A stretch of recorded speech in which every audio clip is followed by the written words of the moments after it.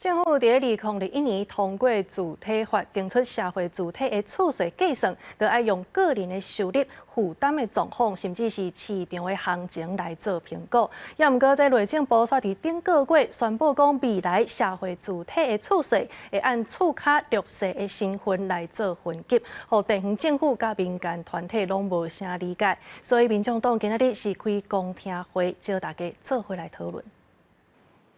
内政部进前提出社会主体分级厝税收费原则的草案，主张未来会用弱势的身份进行社会主体厝税分级，也按算7月初一进行实行。真侪地方政府和民间团体却认为，安尼做有可能会去闹到一寡实际上有困难的民众，亲像收入无介济却无弱势身份的少年人。民众党拜二召开公听会，带头进行讨论。国土管理署也提出修正了后的草案，针对分级补充说明。所得上面 没有办法被社福单位去认定为低跟中低收入户的这一些户数，有可能很多都会进到第3级里面呢，有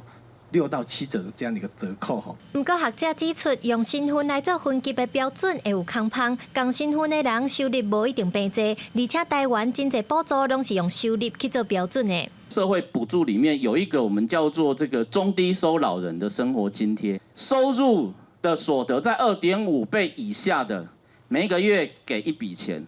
，2.5倍到3.5倍的给的钱是不一样的啊。为什么在这个租金补贴里面是一口价？柯立明认为，身份会当摕来做资源分配比例参考，无应该做厝税分级的标准。也表示，社会主体补助敢若是租厝补贴的一部分尔，若用身份做分级的标准，以后会真歹和其他类型的租厝补助直接。国土发展署表示，草案的内容调整，目前按4月23会阁和地方政府来继续讨论。